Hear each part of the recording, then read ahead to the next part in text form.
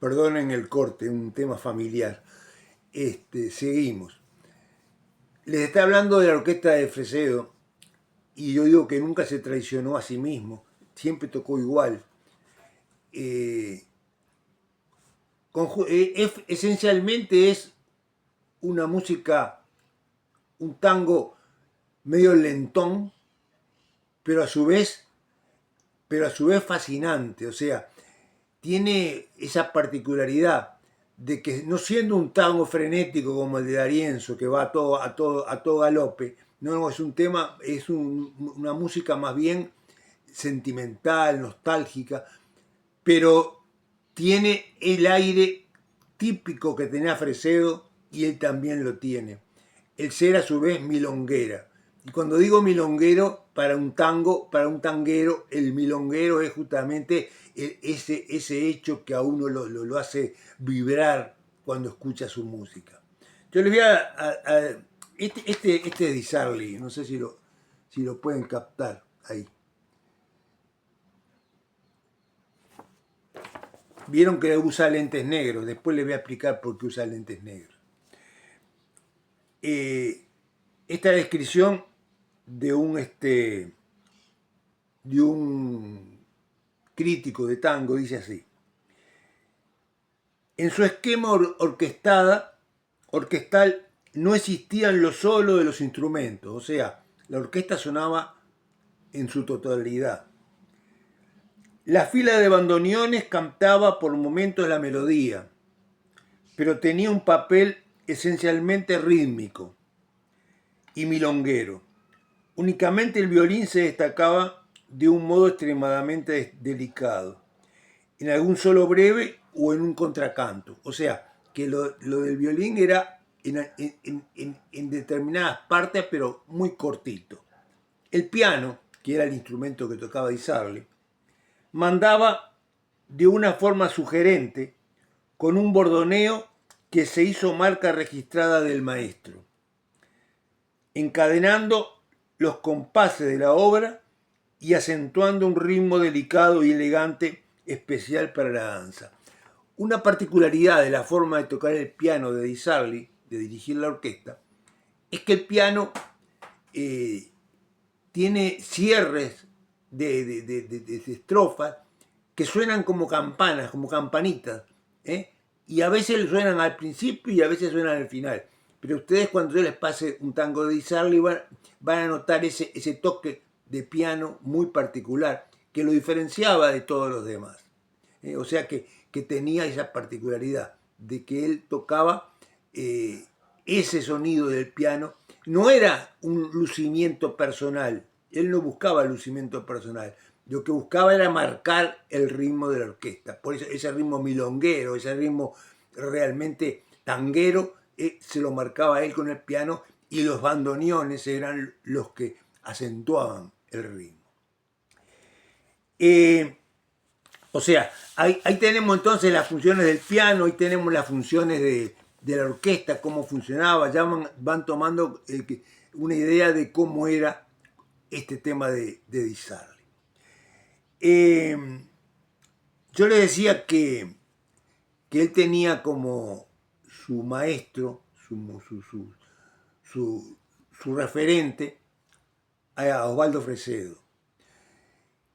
Tan referente fue que él le compuso un tango que se llamó Milonguero Viejo y que justamente muestra la imagen, cómo sentía él a Fresedo. Y ahí en Milonguero Viejo, en esa milonga, en ese tango, van a notar esto que yo les acabo de decir, cómo el tango suena como campanitas en determinados momentos. También le dedicó un tango a Bahía Blanca, también le dedicó su lugar querido.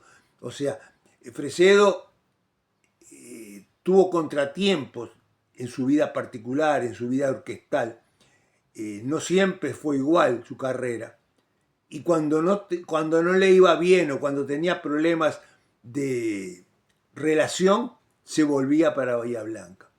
2 veces hizo lo mismo, o sea, de cortar la orquesta, dejarla por un par de años y volver. Y cuando volvía, siempre lograba volver a retener los admiradores, los aficionados, los hinchas que tenía para su orquesta.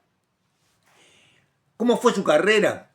Bueno, después de haber llegado a Buenos Aires, pasó por distintas orquestas como pianista, hasta que en el año 27, y ya le decía que una de las que pasó fue la de Fresedo, hasta que en el año 27 forma su propia orquesta.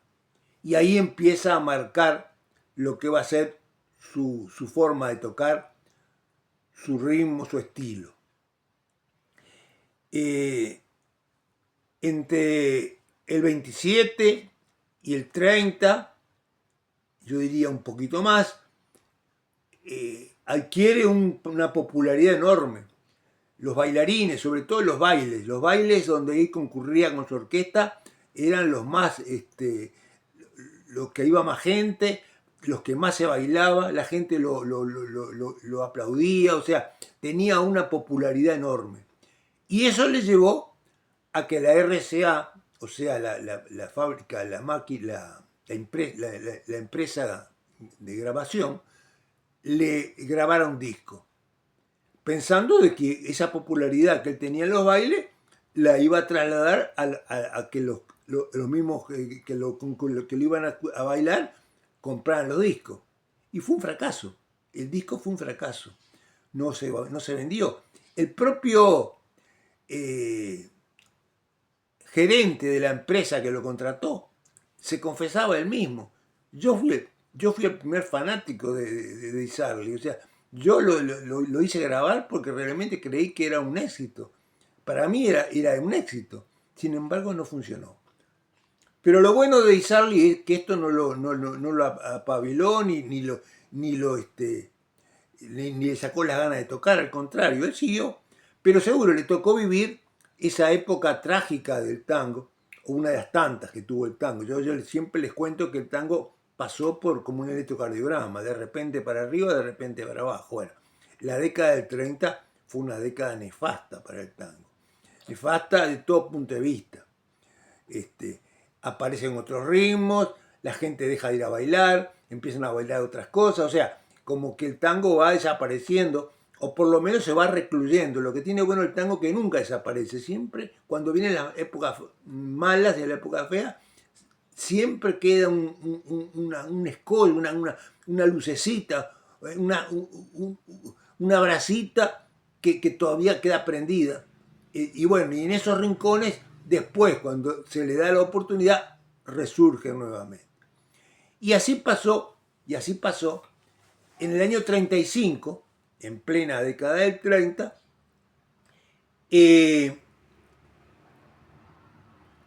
la figura que resurge es, primero de todo, la de D'Arienzo. D'Arienzo es el que hace volver a los bailarines a la pista. ¿Y qué hace D'Arienzo? Y es una fórmula muy simple. Hace que el tango se vuelva más movido, que el tango tenga un ritmo más acelerado y de alguna manera retoma lo que fueron los orígenes del tango. El tango cuando empezó era un tango rápido, un tango que se bailaba violentamente. Bueno, él retoma eso, pero le da su estilo. Y eso hace volver a los bailarines a las pistas. O sea, el bailarín se entusiasma nuevamente, el tango vuelve a resurgir, y acompañando, acompañando esa ola que crea D'Arienzo, Di Sarli también vuelve a las pistas. O sea, vuelve a tocar en las pistas. Y bueno, y la verdad que vuelve, pero no con el ritmo de D'Arienzo, no le cambia el estilo, no cambia su forma de tocar. Yo por eso digo que nunca se traiciona. Sigue tocando como tocó siempre.